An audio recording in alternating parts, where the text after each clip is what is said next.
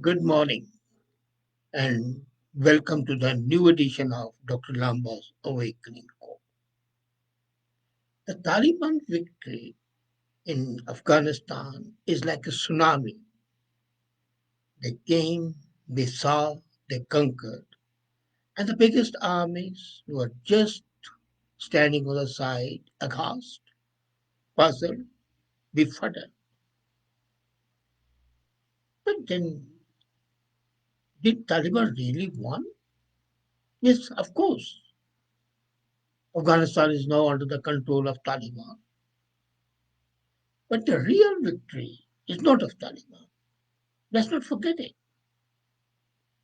As a matter of fact, if you rip open the veil, you would find that the real victory is of the puppet master. Taliban is a puppet as long as they are not in power. Now, once they're in power, then they will start asserting themselves. But till now, the real victory is wrongly attributed to Taliban. I would always like to give the devil his due. And here the devil is Pakistan. Pakistan has, in this way, enabled ridicule heaped on their own benefactor, USA. They have been ungrateful. They have not only made USA lose face, they have made India lose its investment. They have made NATO look like a paper tiger. They have helped China make inroads into Afghanistan to exploit $1 trillion worth of the mineral wealth. And that mineral wealth, Pakistan is hoping he might share. Pakistan, who apparently has been a partner country of USA in the so-called war against terror and promoters of terror, have also been his friends, whether it's Al Qaeda or Taliban. The reality is that Pakistan has been a quiz. It has been playing a double game. And it's not that the USA was not aware, USA was aware.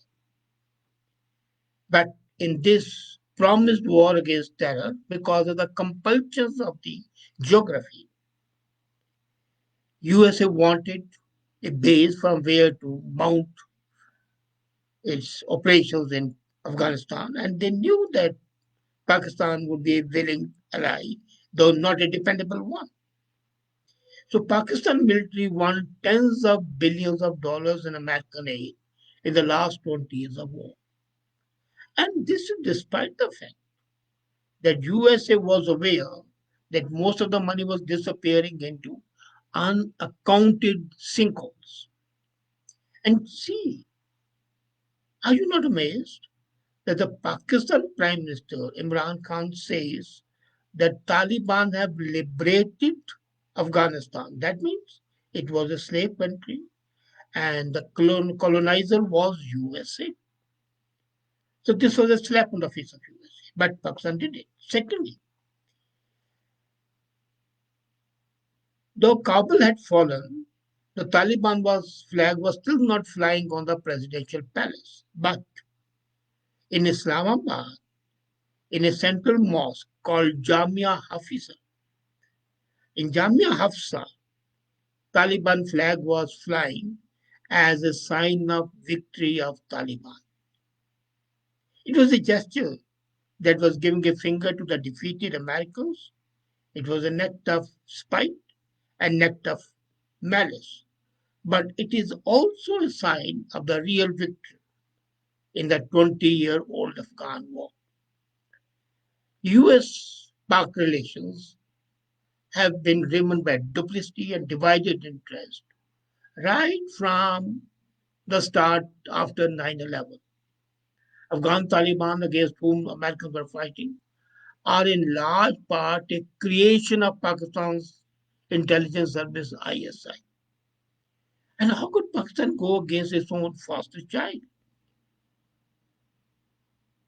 ISI, throughout the course of war, nurtured and protected Taliban assets inside Pakistan, including, if you remember, the founder of Taliban.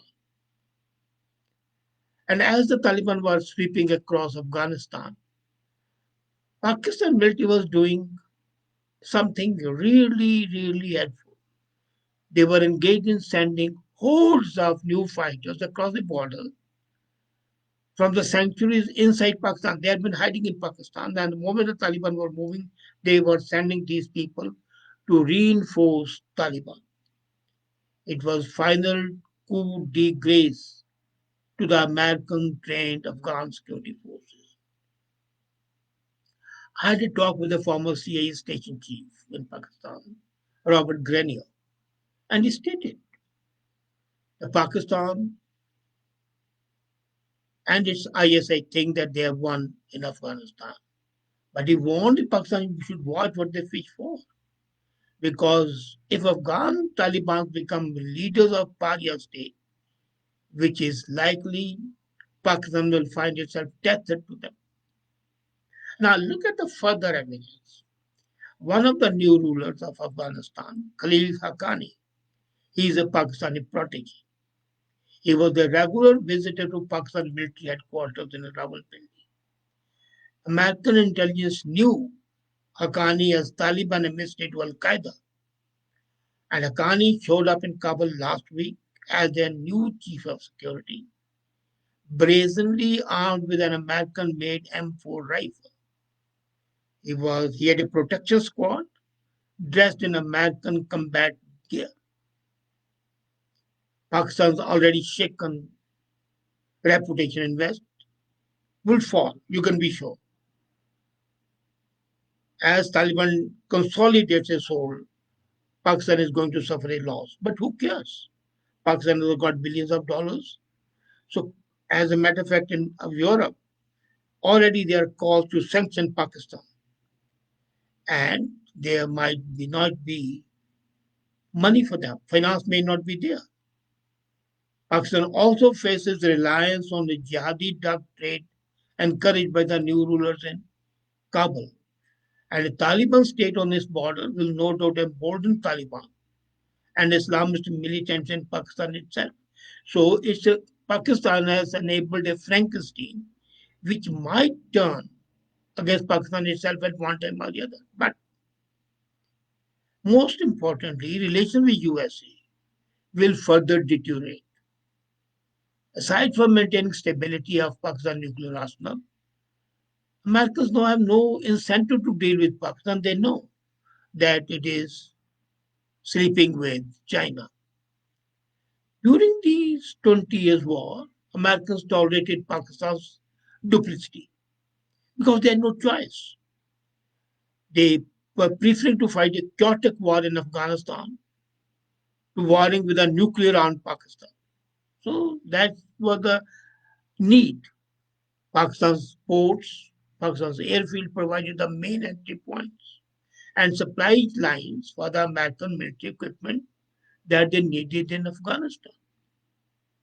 So what Pakistan did, even as its spy agency provided planning assistance, training expertise, and sometimes ground advice to Taliban, Pakistan was also ostensibly on the other side assisting American war. So the question for Pakistan is, what will they do with a broken country that they prize? They have created this, undoubtedly, and they have shown India that they are more capable in playing a duplicate game. Fine. But already Pakistan, along with China, is helping fill the space that the Americans or the NATO forces have vacated.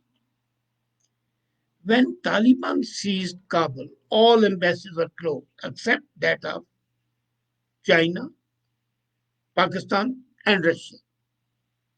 So what does this show? But Russia very clearly stated that it would not permit Taliban to play its game. The China would not annoy Russia, nor would Pakistan dare do so. So they are keeping quiet on this statement. Now, what is Pakistan's goal? Why did they do it? They wanted to create a sphere of influence to block its arch nemesis, India. They are obsessed with India. Let's be very frank. For the last 75 years, their one and only one point of armament of going nuclear is India.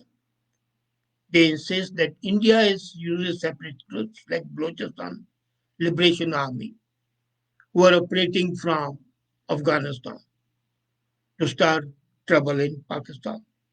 Maybe, I don't know, but there is no proof as yet. Pakistan Army also believes that Afghanistan provides strategic depth against India, which is their obsession. The US encouraged India to support the American backed Afghan government after 2001.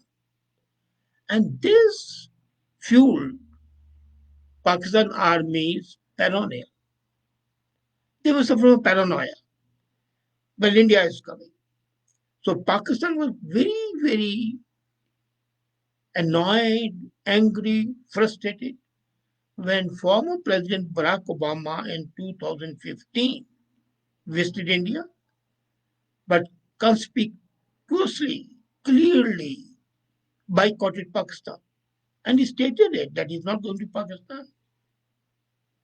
Interestingly, this spring, it was in April, Moin Yusuf, the National Security Advisor to Pakistan, Prime Minister Imran Khan, was visiting Washington. And in this visit, he stressed the need to eliminate Indian presence in Afghanistan. Yusuf is otherwise a moderate in the Pakistani political spectrum. He's not one of the hardliners. But when he says that India has to be eliminated, what does that show? And Afghanistan is a good tool. A, India's reputation. C, strengthening of anti-India bloc. Iran, Afghanistan, Pakistan, China. So this is a quad forming on the Western Front. So all is not quite on the Western Front as far as India is concerned. When Indian diplomats were among the first foreigners to evacuate, do you know what happened? There were celebrations in Pakistan. The Pakistan media claimed it as a singular victory because India had run away or was run away. They depicted it as defeat of India. Their departure was a victory for Afghanistan and Pakistan. Now, nexus between Pakistanis and victorious Haqqani was indisputable and indispensable in the Taliban victory. And this is also agreed by Douglas London. Douglas London is a former CIA counterterrorism chief for South and Southwest Asia. And he said, well, if Haqqani group was not there, which is supported by ISI, Taliban would never have won. Then, look at it. The head of the Pakistan Army, General Bajwa, and the head of ISI, Hamid Faiz, met with Haqqani on a recurring basis. And this is a statement by Douglas London. The extended Haqqani family has long been known to live in unburned areas of Pakistan and with Afghan border. And all the time Bajwa was pressed by USA to give up Khalil Haqqani and two other Haqqani leaders. Bajwa said, we don't know where they are. You tell us where they are and then we'll arrest them. And according to London, the favorite quote was when Bajwa said, you just have to come to my office and we will go in a helicopter and go and pick them up. But you tell us where they are. And there's a comment by Victor Dhingra. He says, very true, Pakistan can't be trusted. Yes, but why should you trust Pakistan? If in the 75 years of its existence, It has always played a dubious game, and you still trust it. The fault is yours. You can't blame a thief alone. You have to blame yourself that you are not protecting yourself. You can't blame a cheat alone. You have to blame yourself that you allowed yourself to be cheated. Victor, it's very easy to blame others. But if we don't care for ourselves, others will take benefit. Now, coming back, according to London, Pakistan's help encompassed a gamut of services. Now, what did they do? They provided safe havens in the borderland of Pakistan, particularly in the city of Quetta. They sheltered Afghan Taliban fighters and their families.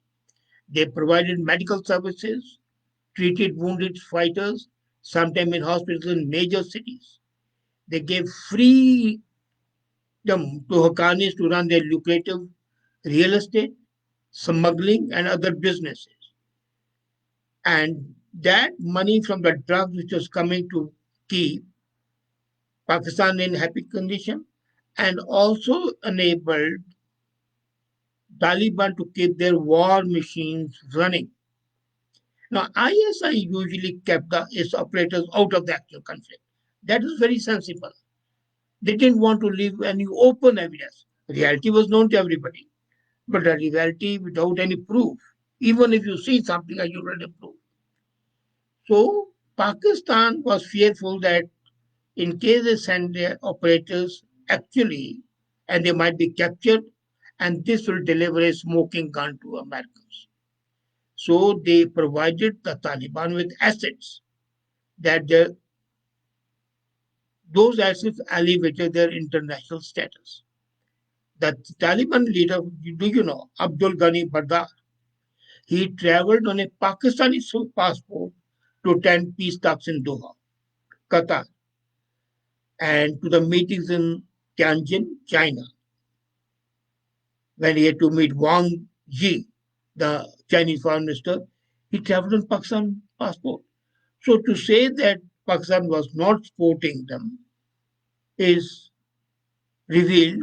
Otherwise, why did Pakistan provide its passport? It is just like India providing an Indian passport to a drug peddler, knowing the facts. So Afghan elements, Taliban would have been nowhere without the assistance of Pakistan. And Osama bin Laden, I referred to you earlier. Pakistan relationship had cooled when Navy SEALs killed Osama. Eh, And that was a safe house located near Pakistan Military Academy. After that, top American officers stopped visiting Pakistan and resistance was reduced. But Obama administration never said publicly what it suspected, that Pakistan military knew all along that bin Laden was living in Abbottabad. And Abbottabad, if you are not aware, is one of the largest, best known garrison towns. If and there was a compulsion for USA. If Washington had declared that Pakistan was harbored bin Laden, then legally Pakistan would have been a state sponsor of terrorism and would have been subjected to sanctions the way Iran was sanctioned. And this was a statement by Rydell, who was a former South Asia advisor to Bush and Obama. Then the result would have been that it would have forced the Americans to end their support to Pakistan, and as a return, Pakistan would have stopped American war supplies from going through Pakistan, increasing the cost of the war. Bin Laden raid played into long-standing fears within Pakistan army that Americans wanted to dismantle the nuclear arsenal of Pakistan. But despite the state relations, stupidly of course, US continued to work with Pakistan through the Department of Energy. And do you know they were providing security for the nuclear weapons? Even today, Pakistan's nuclear weapons are protected by America. And this was confirmed by Toby Dalton, co-director of nuclear policy program for Carnegie Endowment. But Pakistan, as I said, is a duplicitous country. They are agile in their alliances. China, a long-term pattern of Pakistan, and they call each other. Do you know what? They are as close as lips and teeth. And Pakistan is investing heavily in Pakistan and now in Afghanistan. So Pakistan is supposedly an American ally. It chose to work for its own interest. And that is fully justified. Each nation has a due right and a duty towards its own citizens. But those interests did not include a large American military presence on its border. It did not include that autonomous Afghanistan with a democratic government. Pakistan wanted a country which it could control or had a strong centralized military which had connections with Pakistan. Publicly now, China says it's cheered to see that Americans exit Afghanistan and is ready to come in the void. It would use a vacuum, expand its BRI, Border Road Initiative, in Afghanistan and extract minerals. But Chinese are very clever. They are extremely wary. They know that the Chinese workers have been killed in terrorist attacks in Pakistan, which could pressure a rough passage in Afghanistan. And Taliban prefer isolation to roads and dams. If there are roads, there are dams, there are infrastructure, then Taliban can't control the population. They want the pockets, small pockets, where they can control. Now, China is counting on Pakistan to be a facilitator in Afghanistan. And Chinese are very confident that they'll be able to secure more guarantees from Taliban because they have mutual ties with Pakistan. So Pakistan has been, in fact, as seen from this evidence, the major victor in Afghanistan. It's a defeat of NATO, USA, and also the soft victory which India was hoping because of investment. Not only has India lost its prestige and its already investment worth $3 billion, but now the same hardcore Islamist terrorists, they would not be fighting in Afghanistan. They'll be sending their extra force to Kashmir through Pakistan. And if the Indian operations are there in Balochistan, they would also suffer because the sanctuaries provided to the Indian operators in Afghanistan would no longer be there. And sitting in a country divided by hundreds of miles, you can't instigate. If that's true, I don't know. So considering all that, Afghanistan victory attributed to Taliban is really the victory of Pakistan. Here's a comment by Nandan Thawai. Sir, it's true that it's the victory of Pakistan and not Taliban, and US had given all the arms and ammunition to Pakistan. Thank you, Nandan. Thank you for your comment. So, word is obey, but it's not openly saying so. Need is to openly declare Pakistan as the sponsor of terrorism and as a real art villain. Would USA do so? Would India do so? Would any other democratic do so? I don't think so. Because they have their own interest. India doesn't want to do so. It would say it should be declared. Why doesn't it declare it itself? And USA is now withdrawing, so they don't care. But it's incumbent at least to bring a resolution in US Security Council. And today is the last day of Indian president. shape of U.S. Security Council. Tomorrow, a new president would be there. But India needs to assert itself and say Pakistan is a sponsor of terrorism. It is a godfather of the Frankenstein that is Taliban, and it's a danger to India. Thank you.